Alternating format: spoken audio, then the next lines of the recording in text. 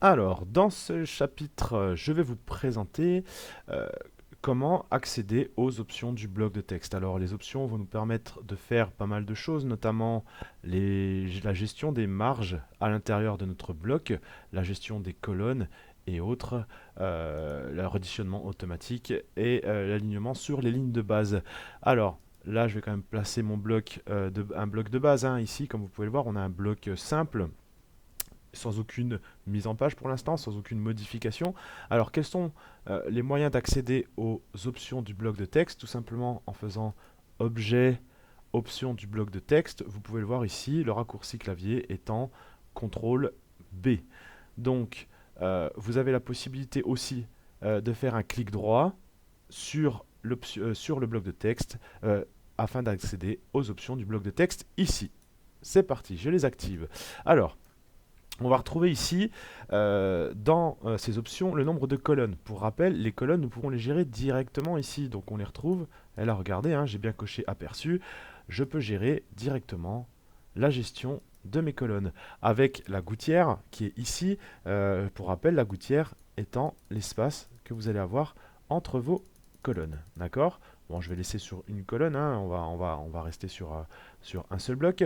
L'équilibre des colonnes me permet d'équilibrer le texte, ça je vous l'ai montré avant, entre les colonnes. Donc soit le texte remplit d'abord une colonne puis l'autre, soit on équilibre le texte sur les deux colonnes, dans le cas où nous aurions deux colonnes par exemple. D'accord? Les marges à l'intérieur du bloc, alors c'est là où ça devient intéressant. Vous avez la possibilité de définir vos marges. Regardez, ici j'ai mis 6 mm, hein, que ce soit de tête, de pied, gauche ou droite. On a bien ici 6 mm à l'intérieur du bloc. Alors ça, c'est une option qui va être largement utilisée, puisque généralement dans le design d'une page et dans un bloc notamment, on évitera de laisser le texte collé au bord de votre bloc. D'accord? Surtout si vous avez une couleur à l'intérieur. Dans le cas où c'est un bloc blanc, dans ce cas-là, pas de souci. Alors, l'alignement, ici, la justification verticale, donc c'est des options qu'on retrouve également ici. Pour rappel, hein, je vais vous le dire, l'alignement haut, centré, donc là le texte est centré dans la colonne. Bas, là on ne le voit pas puisque mon texte prend tout mon bloc, d'accord? Mais vous pouvez ensuite faire justifier. Je vous l'ai montré hein, sur la vidéo précédente, ça correspond ici, regardez, quand je modifie, les options se modifient également ici. Alors, qu'a-t-on comme autre onglet ici dans ces options de bloc de texte? Nous avons les options de ligne de base.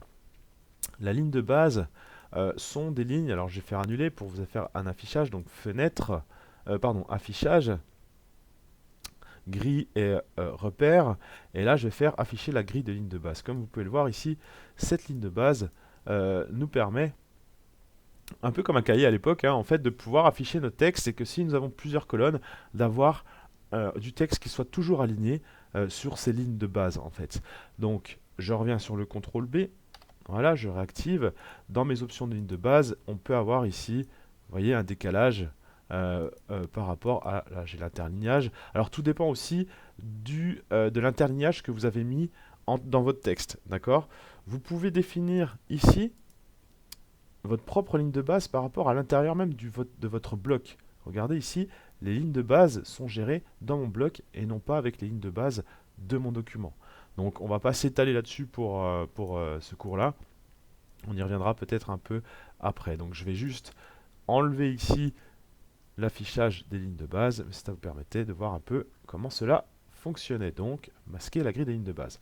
Voilà, je reviens ici sur les options de mon bloc de texte. On a notamment la dimension automatique. Là, c'est désactivé, on est d'accord, regardez, lorsque je modifie un bloc, le texte ici se met en fonction du bloc, d'accord, mais mon bloc peut s'élargir en fonction de mon texte. Maintenant, lorsque je vais faire CTRL B et que je vais modifier la dimension automatique, je peux définir quel sera le critère que je vais pouvoir modifier, soit la hauteur, soit la largeur, hauteur et largeur, largeur seulement, je vais mettre un exemple de largeur seulement. Vous voyez, mon texte ici est collé, d'accord, à chaque fois, la largeur est ajustée en fonction, mon texte sera toujours, mon bloc sera toujours rétréci, c'est-à-dire que le texte viendra toujours remplir le bloc, peu importe le redimensionnement. Voilà, on le voit. Si je redéfinis ici, c'est seulement la largeur qui est modifiée, mais à chaque fois, le bloc va s'ajuster en fonction de la quantité de mon texte. D'accord? Donc ça, c'est à vous de voir. Hein. Si vous avez un texte et que vous avez peur que le texte dépasse, ou sortent de votre bloc. Pour rappel, hein, je vais regarder, je vais vous montrer ici, je vais revenir sur les options du bloc de texte. Dans la dimension automatique, je vais désactiver cette partie-là. Si je viens redéfinir ici, c'est-à-dire réduire mon bloc, le texte n'est pas réadapté, la largeur ne se réadapte pas, et on voit ici ce petit plus qui m'indique que le texte est en surplus, d'accord, dans mon bloc de texte. Donc, en fonction du dimensionnement automatique, vous pouvez régler ce problème et être sûr de n'avoir aucun texte qui dépasse ou qui sorte de votre bloc, ce qui peut arriver. Je reviens à CTRL B hein, sur les options du bloc de texte, note de bas de page, ça on y reviendra plus tard. Voilà en gros les quelques éléments que vous pouvez avoir dans vos options du bloc de texte.